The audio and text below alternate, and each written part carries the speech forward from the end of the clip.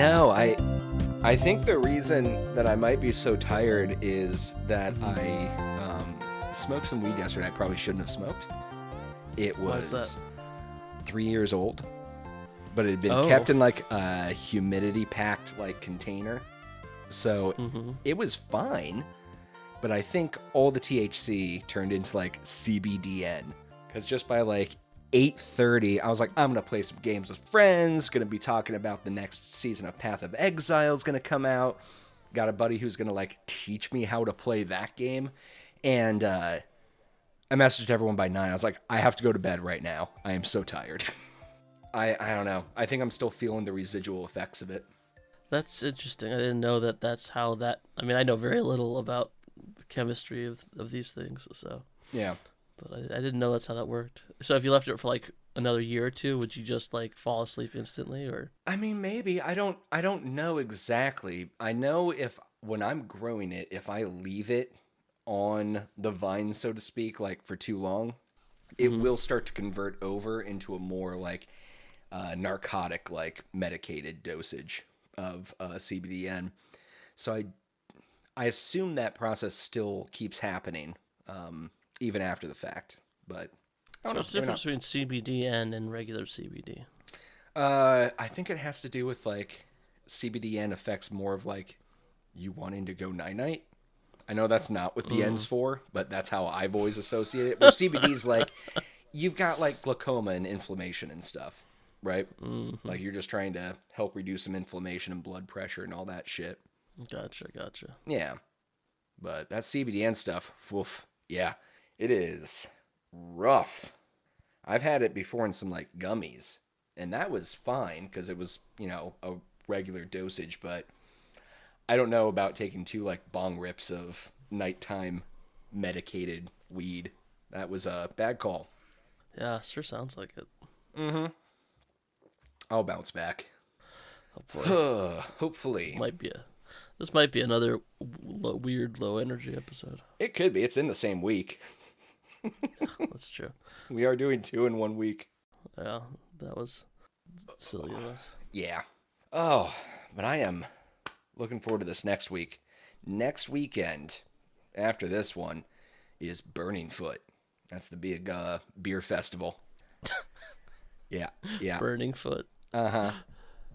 What? Do you do Three Stooges-esque like pratfalls and like matches between each other's toes, or what?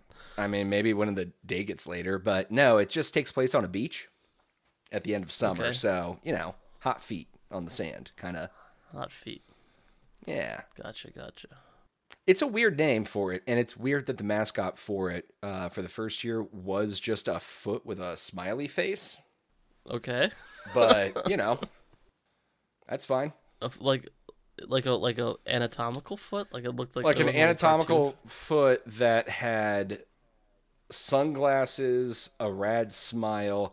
I want to say it might have had some puka shells on it, but but a foot, like a Simpsons foot, like it was a yellow foot, which just a lot more there. Yeah, why not?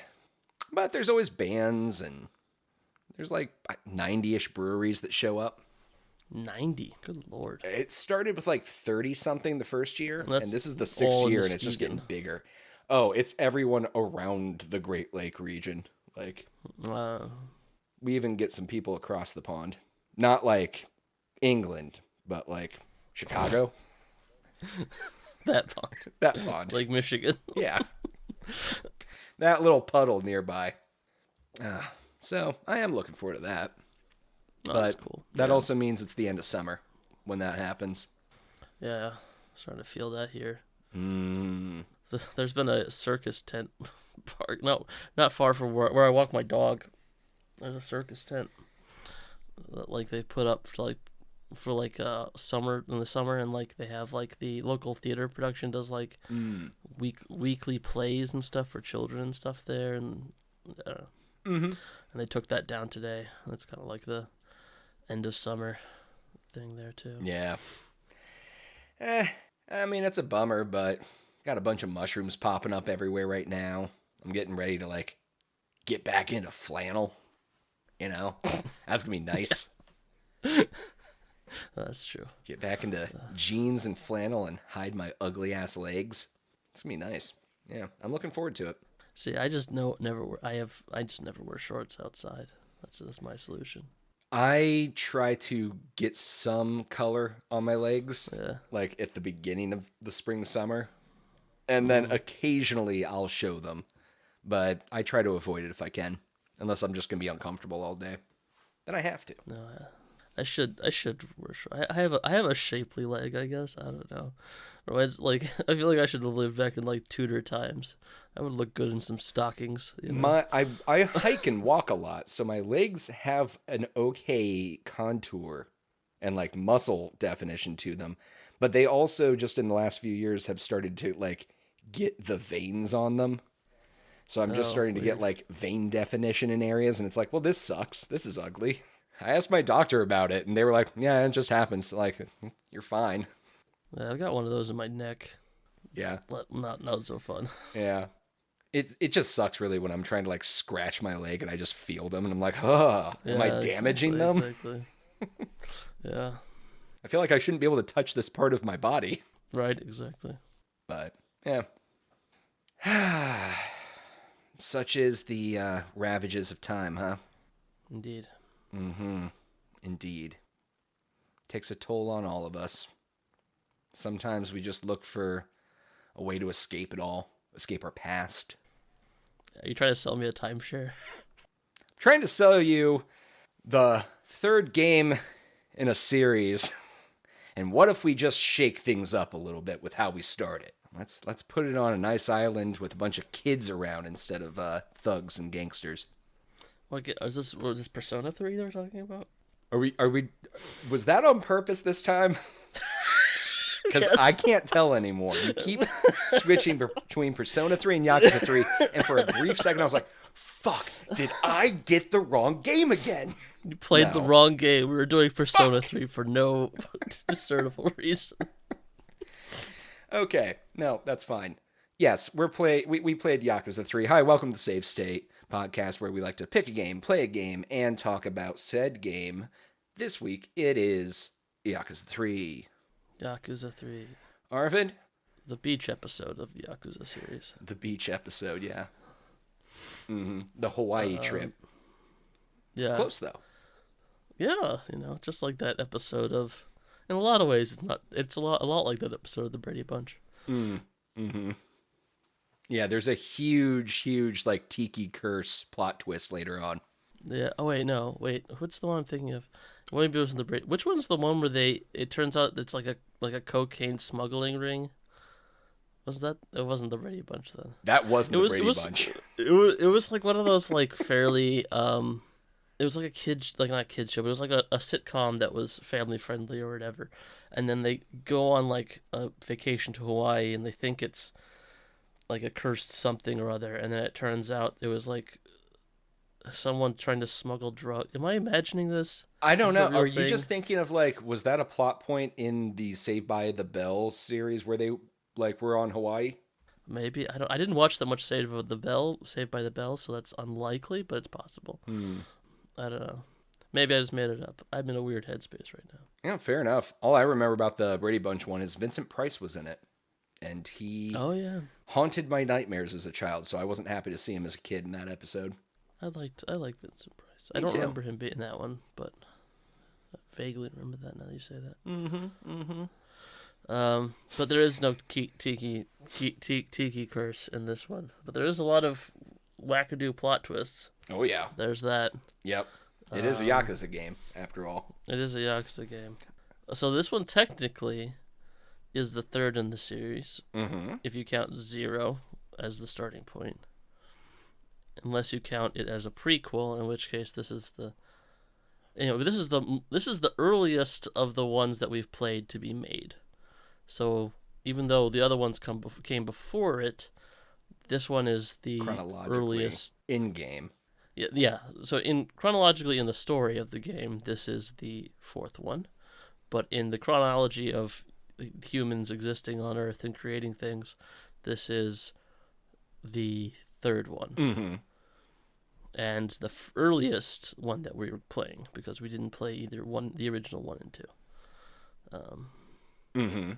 So, what did you think of going backwards in time, like as far as the engine was concerned? I was okay with everything as far as the graphics went. I mean, it was just that weird era where they were almost getting ready to nail how to make people look like people, but Yeah. it wasn't quite good enough. Yeah, it's So not that real like GT4 era. yeah, I would have been okay if they'd still stuck with like we're gonna like plaster a face onto like a polygon avatar and just call that person. That would have been fine because that's, I've seen screenshots from the first 2 original games before they did the Kiwami remakes, and it looked fine. It just looked like older games. But I appreciated the upgrade of graphics for running around the city areas. That was really cool. I mean, it looked nice still. Kamurocho, it's always nice to go back there. Okinawa is a cool place to fuck around in. And the combats were where it really got me.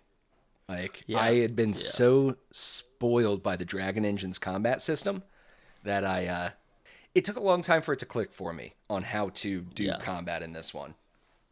Because you're not a powerhouse. You're not like a little mini superhero anymore.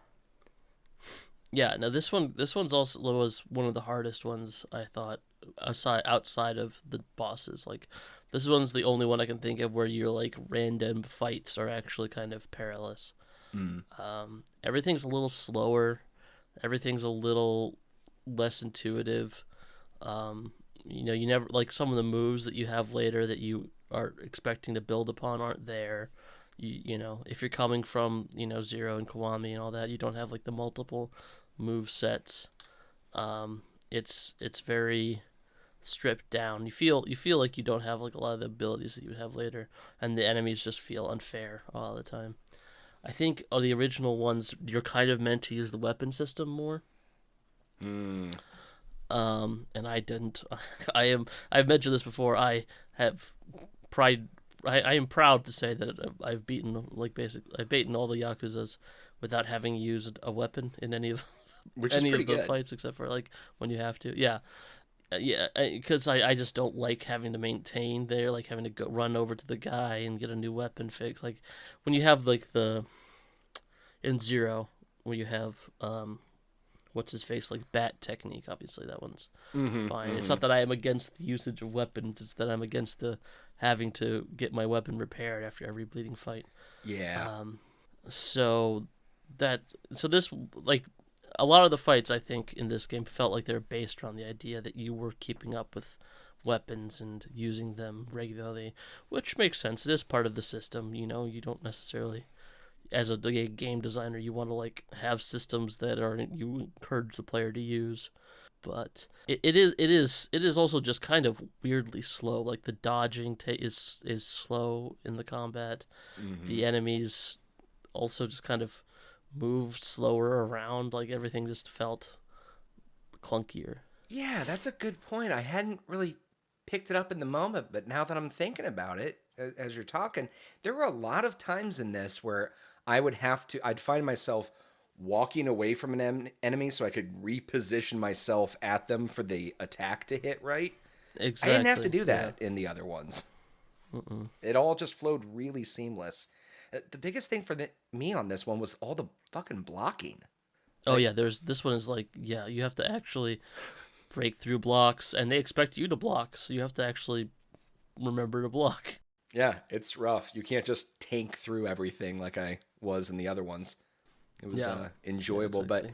But once I figured out, like, okay, once you're behind them, they can't do shit to it. Like, you just have to get behind them. Most enemies I could handle. The boss fights, though, like, holy shit.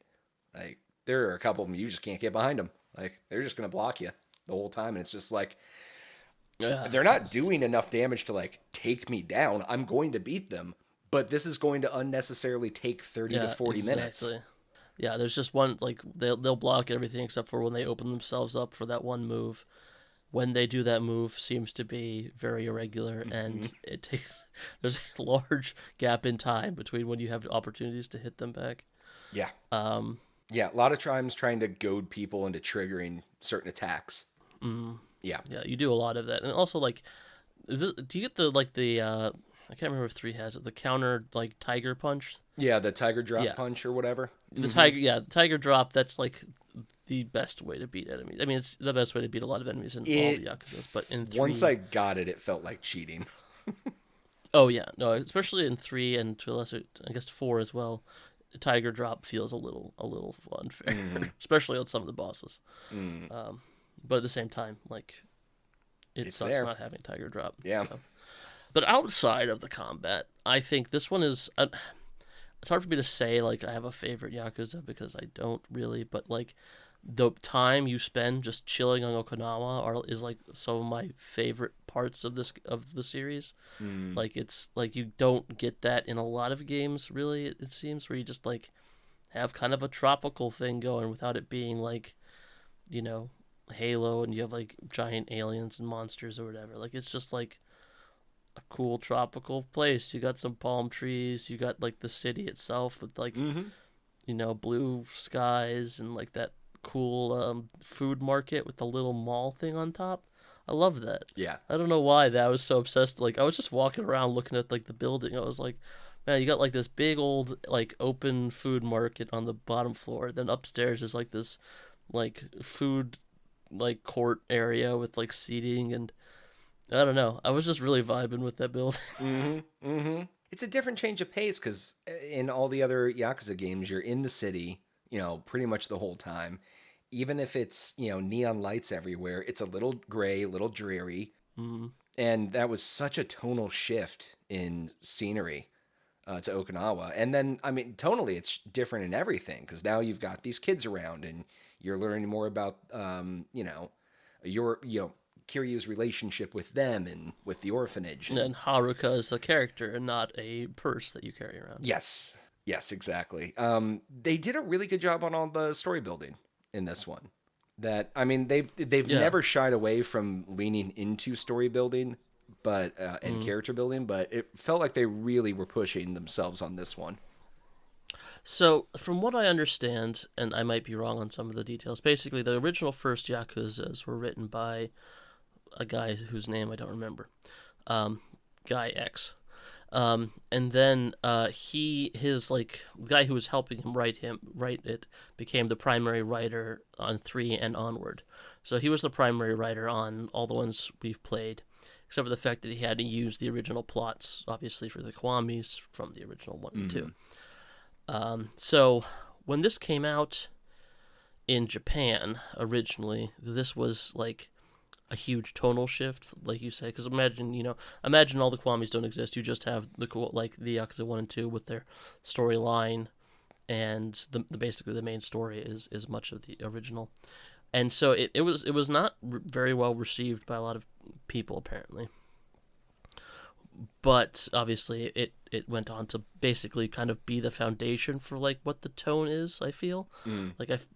I feel like this game is actually, even though it's kind of like the coda of the first 2 original games we didn't play, it is actually kind of setting the tone for all the games we've already played because of that fact. Because it is like this kind of like, okay, it's a new console, it's a new writer, we're going back to this character, it's been a few years since you've seen him. So like from the perspective of like someone playing it originally when it came out, it's a big tonal shift. I'm repeating myself, but for us, it's interesting because we're actually kind of going back to where that started. Like this kind of, I think that the Kiryu that's in 3 is much more like the Kiryu in 0 that they kind of hint at in 0, and he's a more conflicted, deeper person who is less just kind of like a foil for them to kind of explore honor and duty and masculinity and stuff like that. You know, and he, a lot of that's because of the characters he plays off of. He kind of, aside from having like the orphans and Haruka, who's like an actual character, she like his stepdaughter-esque character, but he also has like the bumbling amateur Yakuzas he has to like kind of take care of a lot of the time. And it really like builds like the Kiryu that is an adult, like he isn't like a young adult. He's a a paternal-esque character. Yeah, I don't know how far into Kiryu's life the series takes us, but they did a good job of showing that even if this was your first time picking up one of these games, there's a weight behind him of a life hard lived, and that he's really looking for something different, and he doesn't want others to fall into the pitfalls he, found himself in. And they just did a really good job with all of that. I was impressed. I was really worried going into this that this was going to be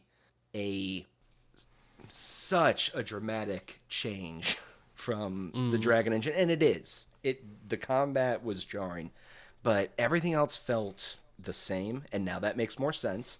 But yeah, he's a little more wizened. And I thought that was an interesting way because they could have just kept him being, he's never been bombastic, but like the stoic hero. There's a little bit of that still, but he's more cautious too. Yeah, and I don't know. My understanding of a lot of Japanese stuff is basically based around video games, and most of that is Final Fantasy. And it is rare that you see characters who are older, who are your primary characters. You usually, like, if you do have someone who's like a veteran of 3 wars and has a wife and kids, they're still like 26 or something like that. Yeah, they're all teen soldiers. Like, yeah, exactly. Yeah. And like Kiryu at this point, even when this came out, and it's because they're generally, the Yakuza games are generally set when the year they came out, except for 0. And the Kiwamis, but the originals came out the year. Kiryu is pushing 40, at this point, and by the more recent games, he's quite a bit older. And it's interesting that I don't know how many characters you get in like media in general that you see the kind of transition from like young adulthood to like middle age. Like you have like even if you're thinking about comic books or TV shows. You generally keep the characters around the same age.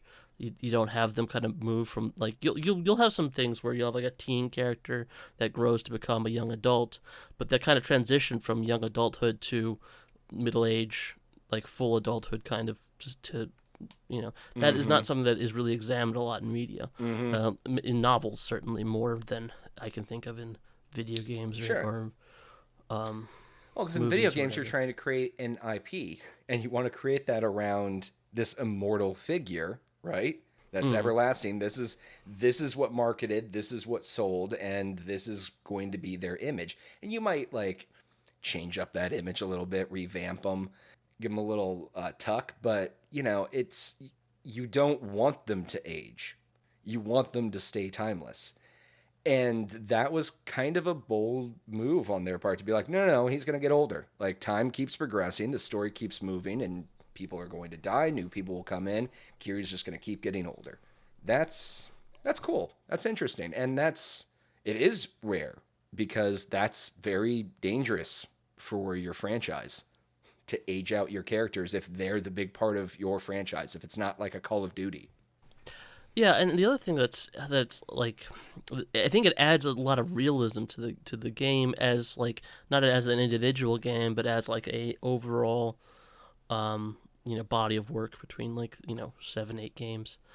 Like I think one thing I've mentioned this before, but I think a lot of the kind of off the wall humor that seems that is Yakuza's kind of memed a lot on for, to me, lends a lot of realism to it because I generally find that the world is a relatively humorous place, and you can't have like a setting like nothing feels realistic about never having any kind of like humor to it. And this game, like, definitely it doesn't take a lot of things seriously, and I think that maybe it's not realistic to like the world of the underground criminal world of Japan, but it is realistic to like life, which is something I get out of the show or this game. Yeah, sorry. I started to crack myself up when you were saying they don't take themselves too seriously, and I just flashed to that scene, and I forget the character's name where he's in the tub. He's been running and hiding from you, and you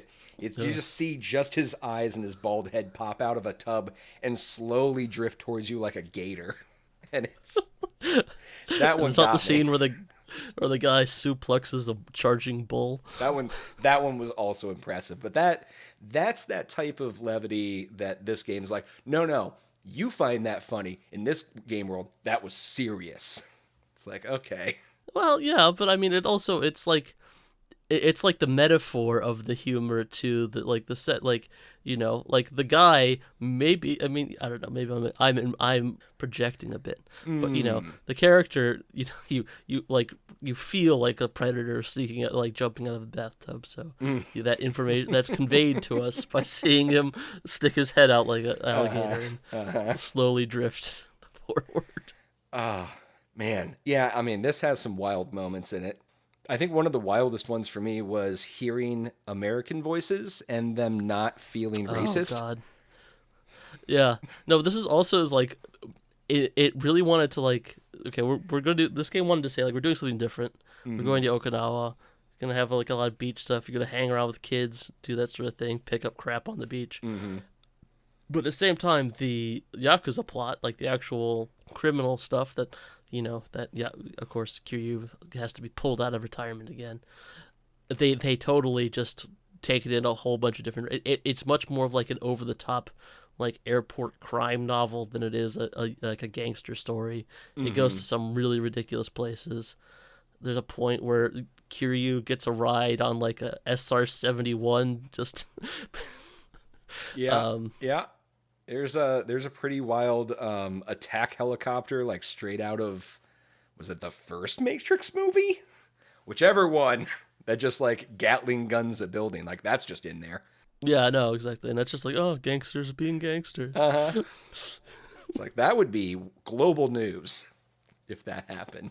Yeah, which I mean, like I guess to compare it to other crime video games, GTA tends to do that a lot, but it's always done as like a pastiche of action films, and I'm not saying that they're not doing that in this, but it feels more like, I don't know, it feels much more emotional when it happens in this, because like, I mean, I guess this is the character who is the victim of this is someone you've known for a few games at this point, so you're kind of like, it has weight to it that like a lot of other guy with Gatling guns shooting into building scenes don't. Although I guess in the Matrix that is Morbius who is sitting in the chair there, so Morpheus. He is not the living vampire Morbius.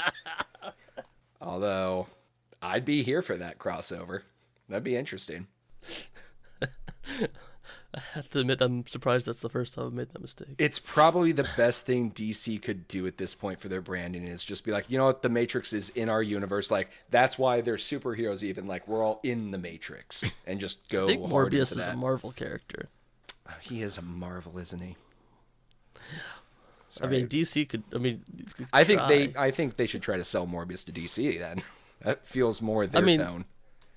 I feel like if Warner Brothers could do some kind of Matrix DC universe comic book stuff, they would have done it already. Probably. I'm pretty sure. I haven't seen it, but was the Matrix in the Space Jam remake? They must have been. I have not seen the Space Jam 2 sequel. No, I don't know. Oh, it's a sequel, right? It's a sequel. Remake. It's a sequel. Yeah, with the Droogs in it.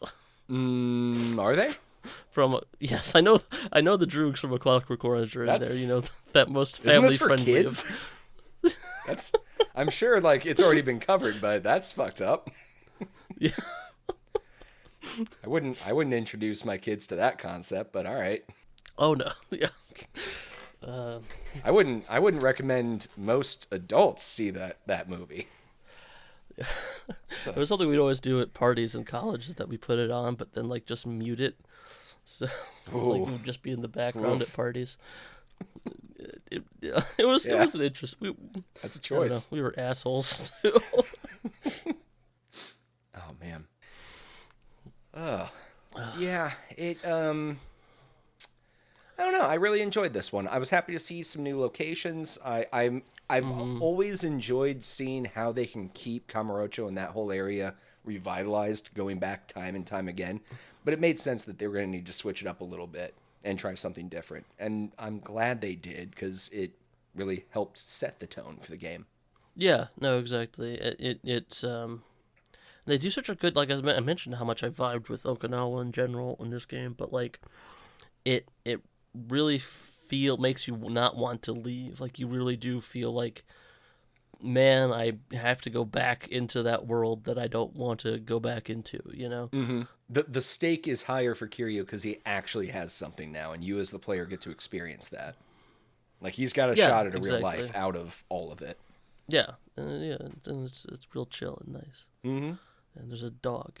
Yep. And a fat guy. Yep. And a doghouse. And a sledgehammer. Anywho. Oh God, I forgot about that scene. Yeah, but nice and short one. Real digestible Yakuza. Yeah. Yeah. I wish I had like kept a record of how much time I played on it. I don't think Game Pass shows you how much time it took you yourself to complete, which is weird since they show you the average.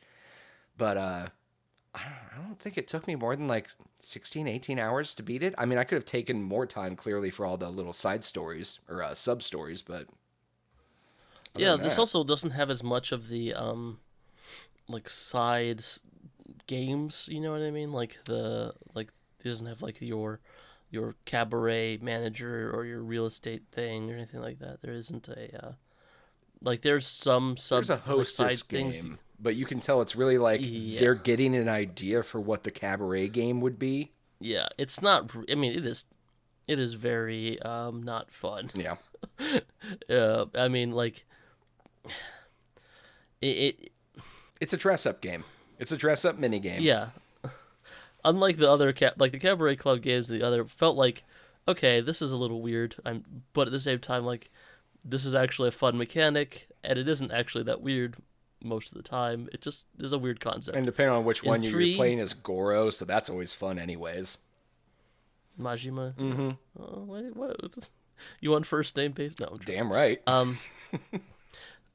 With the, yeah, it stops also feeling like, oh, I just gotta do this to help these people out, and it feels more, I don't know. I didn't like it. It returns in 4, and I didn't like it there either. In fact, it's kind of creepier in 4. Oh, no. If I'm honest. But yeah, you don't have like as much of the, there's no slot car racing, you know, there's no, none of that. There is like the arena comes back in this, like I think that was also something they pushed a lot more for in the earlier Yakuzas, like doing all the arena fights, which I couldn't be arsed with, to be frank. I wasn't that interested in them. I tried a couple on this one. I was just like, oh, some weapons that I'm probably not going to use too often. Like, yeah, exactly. And they weren't that impressive. It was that, and there was it wasn't Virtual Fighter, but it was like a virtual fighter game that you can go into. Yeah, that comes back if you that's how you unlock some moves in the other games too. Mm-hmm. That one I also never clicked with either, but that comes back in 4 and 5, I think, as well. To me, if I had like Zero and the 2 Kiwamis feel like a trilogy, and then like 3, 4, and 5 feel like a trilogy, and then 6 kind of feels like it's own thing, story wise. So, like it's hard in some ways it's hard for me to separate 3 from 4, because I played them back to back also as well, so that's part of the problem. But I will look forward to playing 4 as well. 4 is quite a bit longer, but there's a lot to like about 4 as well. Well, like I told you the other day, I made the mistake of clicking download on the entire remastered collection, thinking it was going to be one game. Yeah. For it, instead of it just starting the download for 3 separate remastered games. So I was like, well, they're all on here now. I might as well just keep playing through. So this weekend, I'm just going to start 4. Get a little work into that. Yeah. To me, I think 4 has like the best like overall plot. Like, I think that the story is like the best main story of the Yakuzas, in my opinion. Like, it's the one that I like. It's, to me, it was like the most page turnery of a plot. Like, unlike a lot of the Yakuzas, even even though if I don't dislike the main plot, certainly aside from Zero, I just kind of like, oh, let's do the plot now. With Zero and with 4, and to a certain extent 5, like, I really wanted to see, okay, what happens next? What happens next? What happens next? So there's that. Yeah.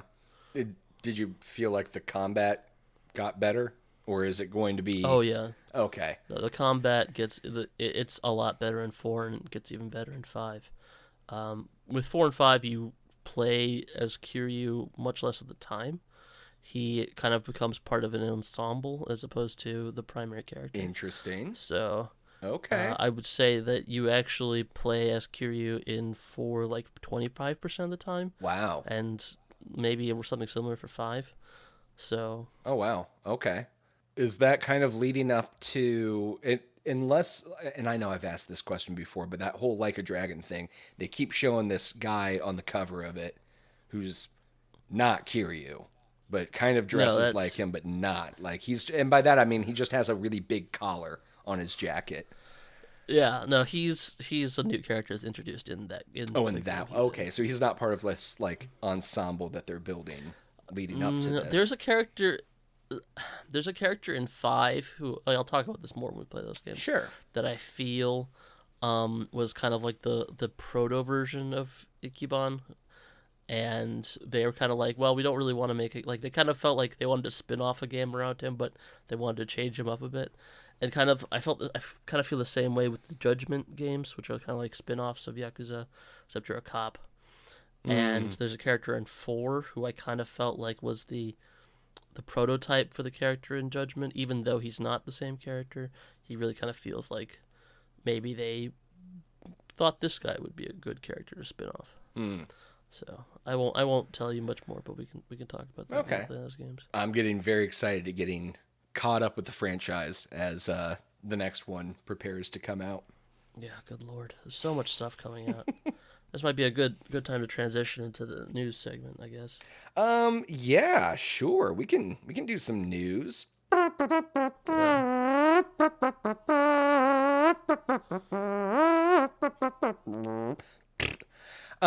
Vampire Survivors has some new news. They have fully transitioned into the new game engine. They are now on Nintendo Switch, and local co-op is fully released for all platforms. Yeah, so buy it again. I know, because the Switch really does feel like it's going to be the best one. As long as there's no like screen tear, lag, any skipping, stuttering issues, it's the best one for it. It makes complete sense. It would be that or a Steam Deck, right? Yeah. I mean, there. I was reading an article about how Vampire Survivors by themselves, they blame for a pretty significant uptick in Steam Deck sales. Sure, it makes sense. I mean, my God, just the amount of games that are coming out trying to cash in on the Vampire like the Survivors genre, even. Well, the amount of games nowadays that are coming out with Steam Deck compatibility. Well, even Baldur's Gate 3 has Steam Deck compatibility, which seems wild. That blows my mind. Yeah. Yep, and seems dangerous. Well, I mean, not to derail us, but it's insane that Baldur's Gate 3 has a working Steam Deck mode, and Starfield's like, no, we can't do it. It'd be impossible. Yeah. I'm like, you are Microsoft now. There's no reason the thing should be impossible. It is only impossible because they do not want it. Yeah, exactly. They probably have somewhere someone saying, we've got a concept of a handheld, and if we ever were going to use it, we'd want it to be exclusive to our handheld. Like, it's something. Something's going on there. There's someone who's like, if we made a Steam Deck version, it would reduce our sales of Xbox One X's by 2% or whatever. Yep. Like, do you know anyone who owns an Xbox? No. I don't know anyone. I only know one, and it's my father, and it's because he was obsessed with Flight Simulator. So he bought the Xbox right. so that he had the excuse to get like all the pedals and the wheel or not the wheel, but the, whatever. The stick, dual stick. I don't know what you call all that. It's a joystick. I mean they're the ones who invented the term. Things with the triggers, and it's got the whole, and then it also has like a lot of those like power, whatever. The throttle. The throttles. It's got like 4 throttles and also like rudder controls and all of it. Nice. It is fun to fuck around on, but just the helicopters, because they're so unwieldy. Like once you get a feel for it, you're like, oh shit. But no, that's the only person I know that has an Xbox. But to return to Vampire Survivors, that's cool. I guess we didn't have much else to say about it. But not much else to say about it, and not much else news. I mean, like I said, Fires of Rubicon comes out, Armored Core 6 on the 25th, I believe. But other than that, it's slow news week. Alan Wake 2 has pushed back its release date. I guess, because of all the other things that are coming out. Which is fair. It's fair to them, but it's a real bummer because the trailer for that looked so good. I was really excited. It's 11 days. It's only 11 days. You could wait 11 days. You're going to be playing something else anyway. I mean, that's my problem. It's like, I'm going to be, like, between Baldur's Gate 3, Starfield, Armored Core, I don't know when I'm going to have time for a new game. Starfield, to me... It wasn't for this podcast. Yeah. Starfield, I'm just not interested in right now. I'm going to wait. I'm not that excited. No, that's fair. You're going to be the guinea pig. If you come back and go, it's good, then I'll play it. But well, I mean, that's the problem. Is like you can't trust me because I'm still like playing Fallout 4 and like crashing twice an hour and just being like, okay, let's see if we can make sure that doesn't happen again. So I think the problem with Starfield is that I'm going to like it no matter what it is, just because I've grown with the Gamebryo engine family. You know what I mean? Like it's just. I'm just worried that I'm going to be disappointed because they sold it to be this huge, big, expansive place, and it's the more and more I've heard, it feels like it's going to be less freedom of like actually getting to walk around, and like you can't land on a planet and just go wherever you want, and which is confusing since that's a thing that like Elite Dangerous figured that out. Like No Man's Sky has done that. To me, I want that more. Like I don't want the No Man's Sky in Elite Dangerous because those games already exist, and like the problem with like, not that I dislike, I haven't actually played much either of them, but the thing with those is that the storytelling is not there. Like the thing with Fallout and Skyrim and Oblivion and Morrowind and the rest of the Gamebryo engine lineage is that there's like, you walk through a thing and you find a dungeon and you clear it out, and then there's some random thing in there, and you like the way exploration is done. Like if you had infinite planets, or not infinite planets, but hundreds of planets, it would be impossible. And also it would just tire you out. Like if you've like I've played some mods for Skyrim that add like a bunch of new areas, and you just get bored after a while. Like there's only so many Draugr you can kill before you're just like, I need something else to do. Okay. So I mean, personally, I'm like, I was a little concerned when they said it was going to be as big as it was, and I have to say, since E3, I've done a good bit of work in avoiding anything else about Starfield, just to kind of go in there raw. But I do feel like they're already kind of losing the narrative just because of what Baldur's Gate 3 has been and the circumstances of its like. Baldur's Gate 3 is put out by Larian, the independent studio, who up until now they've basically just been making the Divinity games, and they kind of knocked it out of the park. It isn't buggy. I mean, granted, they did a year of early access, but they did it in a very different way than most people do it.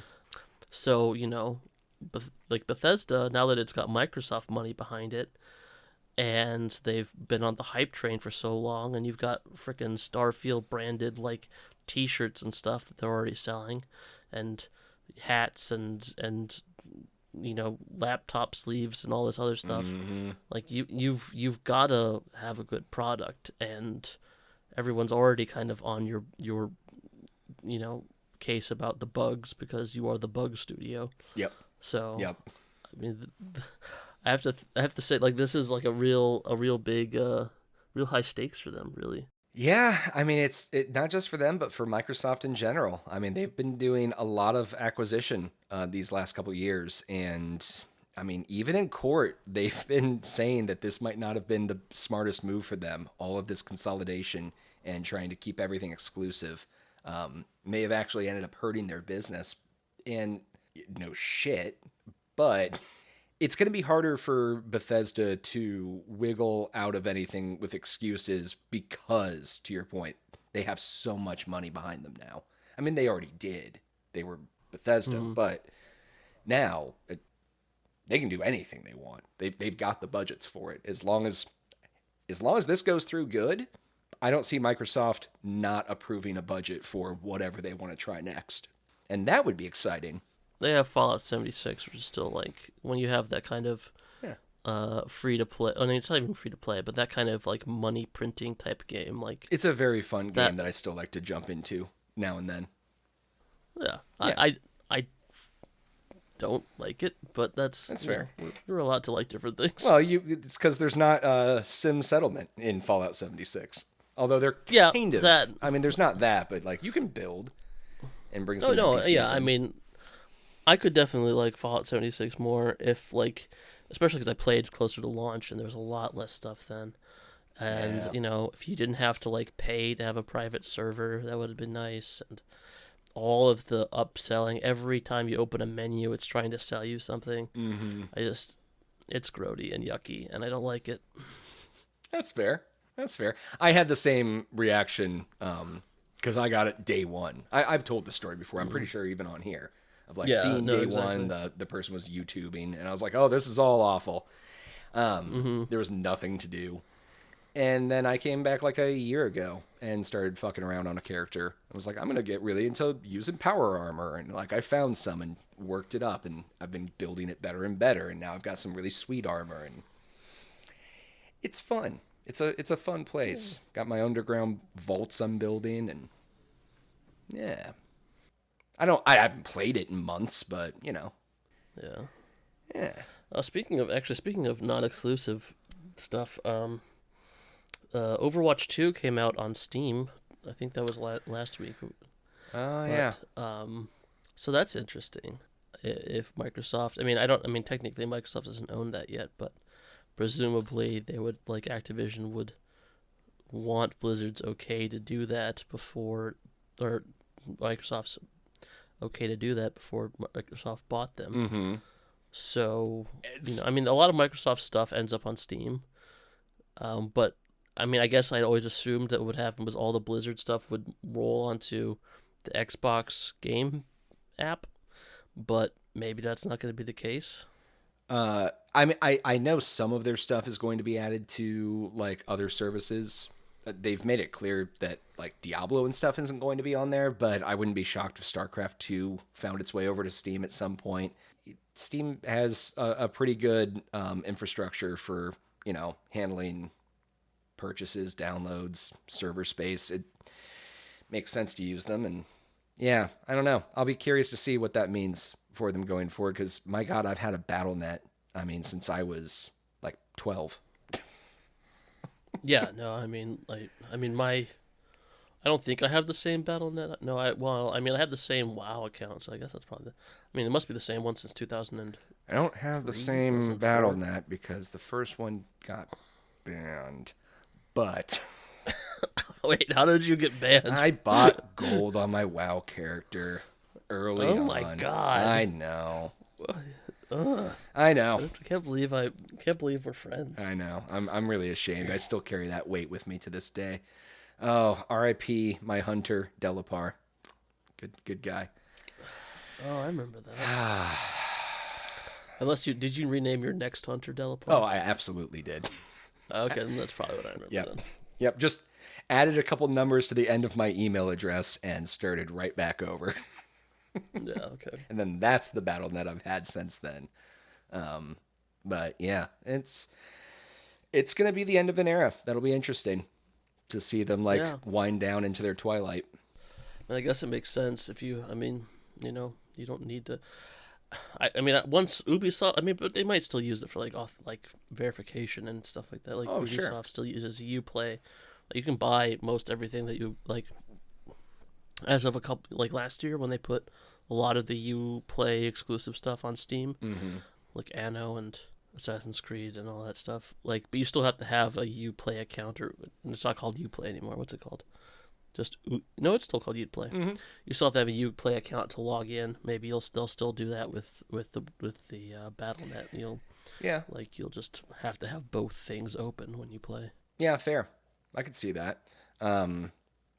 Yeah, that might actually be the best way for them to do that anyways, just for keeping your users happy, because that's going to be a pain in the ass to migrate friends lists over, especially since BattleNet kind of split it up between the real ID and just your username friends. So, and now now that you've split Classic, and now that a lot of the people I did play WoW with have split between retail and Classic, and you can't communicate between those very easily. So you really need to have that BattleNet chat thing. Yeah. Got a buddy that keeps being like, Classic could be fun, right? I'm like, I don't know. Maybe I'd play WoW again. I don't know.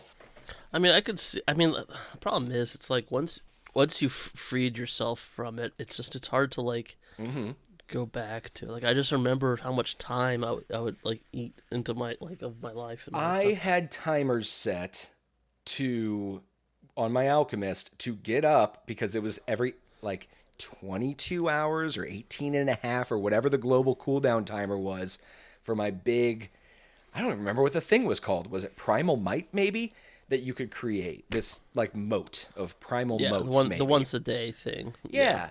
And so it was hey, if I stay on this every third day, I can make 2. So there were times I'm getting up at 2:30 in the morning just to log in real quick, hit a button, then go back to sleep. And I was like, the fuck am I doing?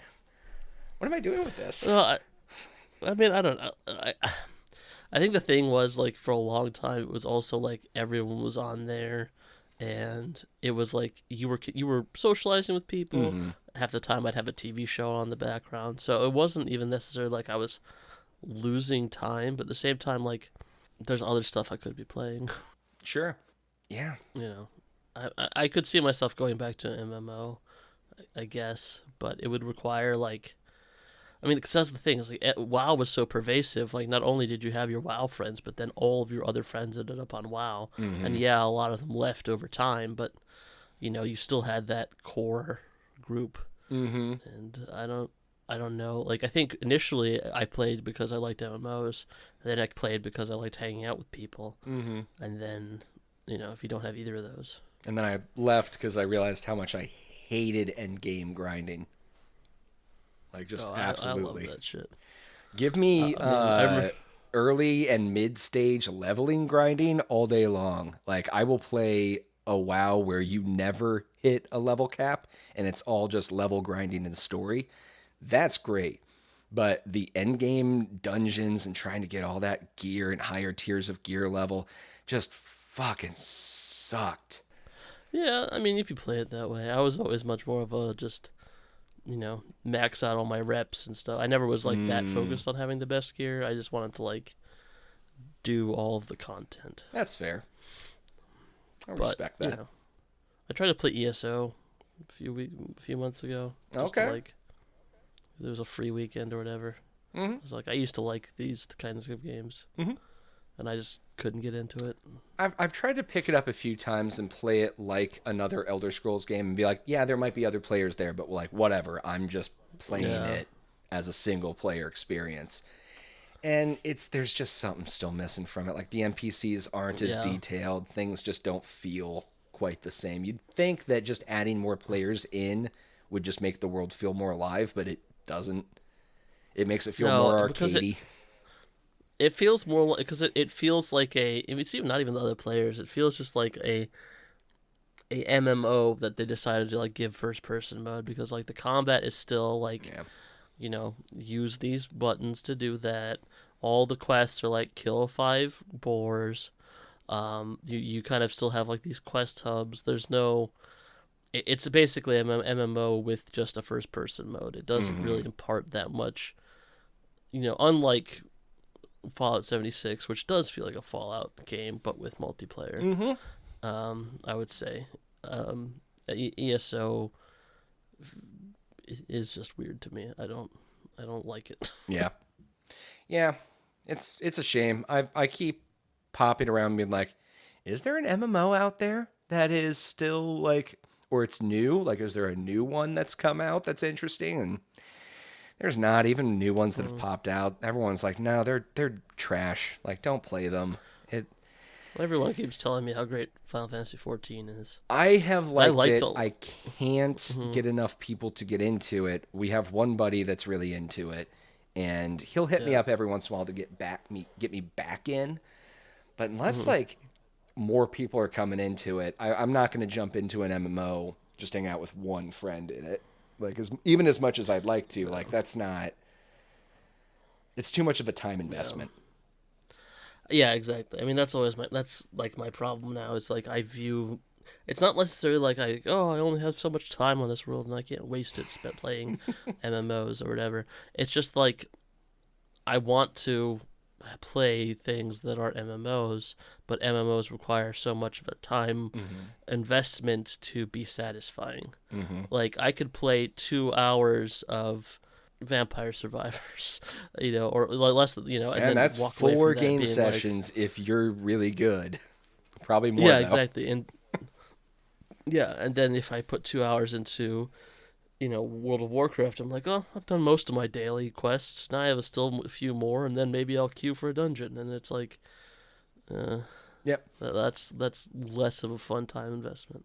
Yeah, well, and I guess the point I was trying to make with the limited, the friend factor on MMO is that for me especially, that's why I like playing them. I like playing with the friends I know, not necessarily making new ones because I'm just too antisocial for that. But if it's just one friend, what happens when they're like, you know what, I'm feeling a little burnt out? Yeah, it's like there's no other buffer. So it's like, well, fuck, now it's just me on here. Now I'm just screaming into the void. All right. The thing is, I remember I used to be so much better at that, like making friends online. I think WoW ruined it for me. I think all of the clan like arguments and dynamics and all of that shit, like people had my cell phone number from the clans that I was in to like, or the guilds. I shouldn't say like, man, when I was in the clan. But I mean, and it would be like, you need to talk to this person because they're just stepping out of line. And the politics of it were just so ridiculous that even existed. Yeah. It just left a bad taste in my mouth.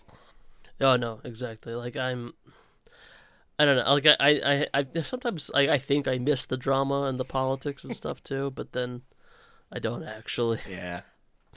Yeah, it's just... You can just go get in an argument online with someone if that's what you want. Yeah.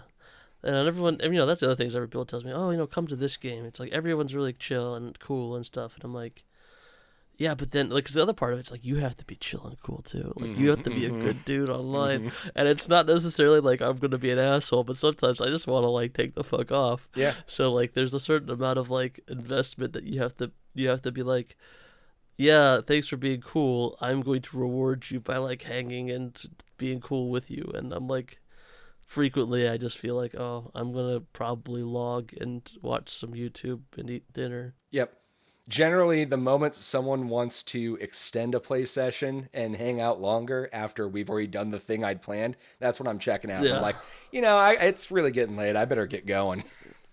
Yeah, exactly. I am always looking for a reason to get out of things. It's the best feeling. I don't necessarily feel good about it, but I also like, it's a failing of mine, I guess. I don't know. Embrace it. So things have gotten too complicated. Have you played any MMOs this week or any other games? No, I've been sick, in case you can't tell from my voice. Yeah. So aside from putting a little bit of Fallout still, I've mostly lied in bed and coughed and watched YouTube videos. So nice. Also, like a peek behind the curtain, it's only been 3 days since we last spoke. Yeah, that's true. We usually have more to talk about because it's been a whole week. Yeah. Yeah. So haven't played much of anything. I've played some I've been doing some crosswords on my phone. That's about it. Nice. Yeah. Fun. All right. Fair enough. Yeah, unfortunately, I don't have anything fun to talk about. Well, I played a couple things this week, like tried out some new stuff. Okay. First thing I tried, it's in game preview, which I guess is Game Pass's version of early access. Yeah. And it's by Devolver Digital. It's called Phantom Abyss, and it's pretty fun. It's like remember that mobile game Temple Run? Like it was I remember hearing people talk about it, but I never played it. It was like the first or one of those first Infinite Runner games. Okay. So think one of those, but it's a first-person game. You're not like stuck on a track. You're in the temple running around. You've got this whip that you can use to either like trigger traps, open chests with it, if you want to open them from far away, or you can hold both triggers and use the whip to snap onto a spot and it'll swing you up. Even if it's not like a bar or anything, you can just snap the wall and it'll fling you up to that spot on the wall. So there's flames going on everywhere. There's spike traps. There's these big rolling spike balls. There's hammer swings that are coming through these areas. And the entire time, there's dozens of other players. They're like phantoms, so it's like a ghost version of them running around. And you get to see what happened to them on their run through of that dungeon. Every dungeon is procedurally generated. So once it's been generated, everyone who got a chance to run that dungeon, those are the phantoms that are trapped in there. And then your goal is to make it to the end with usually about 3 hits that you can take before you're dead. Well, 2, and then the final one takes you out. And you level up, you get progressively harder. They throw more traps and elements, make the dungeons longer. You'll need to get keys and do special things to unlock doors, and you'll start to have temple guardians chasing you during it as well. So it gets really fun. You get new whips. Each new whip has different abilities. There's always a boon and a bane to each one. It's not. So when the Temple Guardians catch you, is it as weird and creepy as it when the Temple Guardians would grab the kids? I'm still waiting to see if Temple? you can like hand them an Aztec challenge coin essentially and like get out of it. But so far like no. A grown man in a stone like statue costume just like violently grabbing on a child. Little kid. Yes. So wild. No, but I do see a lot of people with names like blue barracudas and purple parrots and all that. It's good. Yeah, I like it. I thought immediately Legends of the Hidden Temple when I first started playing. Then later I was like, oh no, this is Temple Run. They've just like made it a like roguelite version. It's really interesting. So and as you Spelunky. Yeah, kinda. And then as you acquire the relic, if you do acquire the relic at the end of the temple, then you put it in this pedestal. There's this weird golden god who's chained up, who like you're slowly breaking the chains to as you put idols back in their spots, like around pedestals around him. And curious to see what happens with all that, but it's neat. There's a daily dungeon that is unique every day. It's your only like chance at playing that specific dungeon, and then it'll never come up again. There's another one that's a classic challenge where you have one chance to get through, again, another unique dungeon, and only one player will successfully complete each one. Like once they complete it, it takes it off the map, like for others to complete. Interesting. Yeah, it's a really fun one, and no run takes more than like 15 minutes. It's pretty quick. I'll have to check that out. So it sounds like something I would like. It's very fun. I mean, I might have to break my no early access rule about that. I'm enjoying it. I'm trying to decide if I should buy the early Starfield access so you can play 6 days earlier or whatever. 6 days. I don't know if that'll. I don't know if that would break my early access rule or not. I don't know. I don't know how much 6 days will really give you, but well, I guess it'll give you 6 days. But yeah, well, I mean, you don't know like how buggy. I mean, I guess that's the thing is like. Are you now just going to be one of the week 1 testers for the day 1 patch? Exactly. It's like, yeah, exactly. How much are you actually just doing like crisis hotfix QA? You know. Which I don't know. Yeah, well, could be interesting. If you end up doing that, let me know because I'd like to hear some feedback on it. Well, I mean, obviously, I'll do it for the pod. That's there we go. It's for the podcast. There we go. It's decided. It's press access. Yeah. No, I was going to say the only other thing that I played this week that I was just curious to check out was another city builder management game. Since I've been enjoying Surviving Mars, it's Airborne Kingdom. Came out a couple years ago.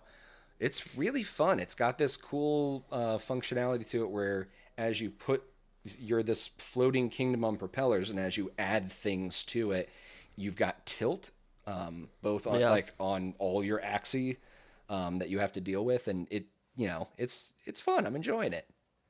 It feels a little bit like Frostpunk as well, because you've got this like coal energy management system to keep your city afloat. Yeah, that one's on my. I played the demo. I haven't played the full version, but it does kind of like it has like that. I don't know what. I feel like there should be a new genre term for like light city builders, like of the Frostpunk. Not that Frostpunk is light in any way, but like where you're not micromanaging like electricity and sewers and all that stuff. Where it's just big radius like, for a thing. Yeah, exactly. Like where you have. It's a city builder that doesn't necessarily fall directly in the SimCity lineage.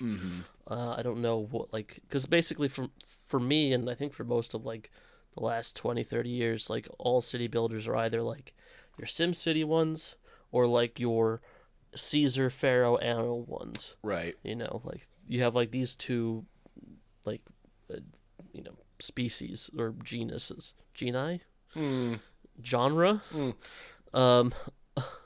And then there, like Frostpunk seems to have kind of spawned its own subgenre where it's like tighter and more like keen on being a balanced like video game as opposed to like trying to simulate building a city or be a trade balancing simulator. Yeah, I'm starting to really enjoy these types of games a lot more than I thought I would. So, looking forward to checking some more of them out. Yeah. Good. Yeah. Trying to since I had recommended anything to you, but I can't really think of any. I mean, City Skylines 2 will come out in October, and that is definitely. It might even have surpassed Starfield in my hype chart, just because like. Unlike Starfield, where every time they say something about it, I'm like, okay, we'll find out what that's like. Every time I hear anything about City Skylines 2, I'm like, oh, awesome. That's finally. Great, right? I can't believe they're doing that. I keep seeing City Skylines on like the short list of recommendations for Steam for me, and I think it was just on sale not too long ago, and I was like, oh man, I should get it. And then I thought about 2 coming out. I was like, if I'm this excited about 1, I should just wait, play 2. Get it, get it. Especially because like there's a lot of stuff that's going to be in 2 that is like DLC content for 1. So like the base game you're going to get with City Skylines 2 is actually like City Skylines and like 3 or 4 different DLC that you'd have to buy. So, I mean, normally I would say like I've played hundreds of hours of City Skylines, and were it not this far out from City Skylines 2, I'd totally say buy it and play it, but. Maybe just wait for Skylines 2. Yeah, fair. I think that's a plan. All right. Yeah, no quiz this week. No quiz. I was too ill to think of one. Or to give me a heads up for me to create one. Oh, yeah, sorry. I forgot you wanted to do that. I don't necessarily want to. I am happy to. I am happy to try to stump you. Yeah, well, that's fair. Yeah. I'm not... But no, anytime. Fairly bad at quizzes. Yeah. Anytime. We'll your quizzes are great. I love them, clearly. Obviously. Every time.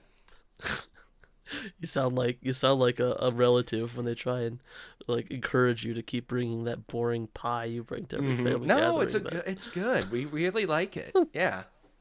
Yeah. I brought home leftovers. Mm-hmm.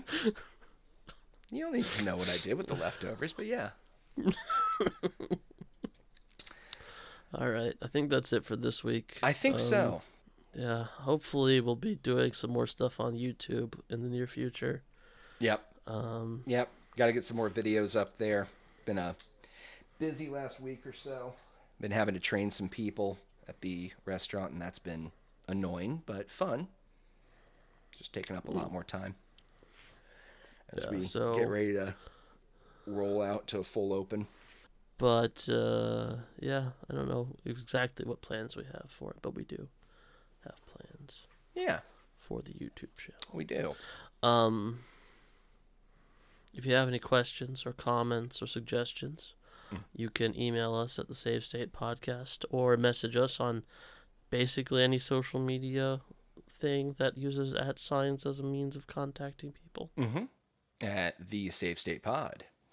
The Save State Pod. Yes. Which is different than the Save State Podcast. Just by 4 letters. Yeah. Yeah. And thanks for listening. Thank wait, you. am I missing something? Oh wait, you could what's the word?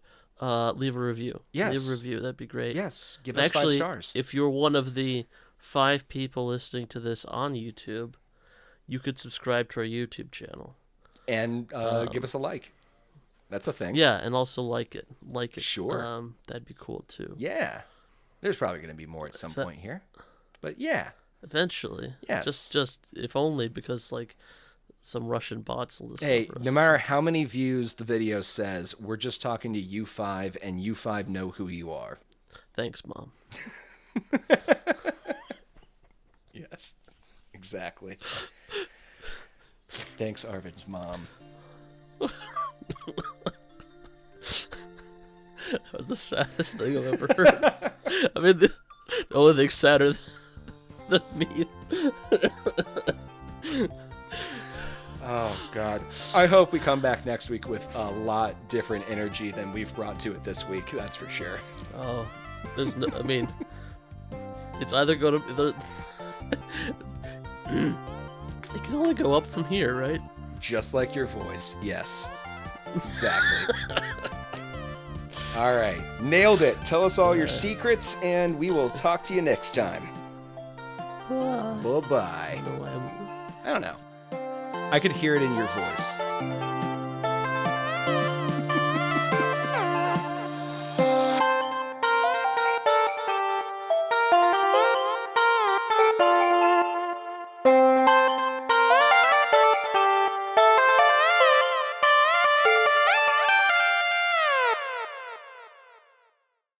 All right, clap on 3. 1, 2, 3. That was different. All right, I usually do it the other way around. That's fine. Threw me off a little bit. Just keeping you on your toes. Yeah. Oh, no.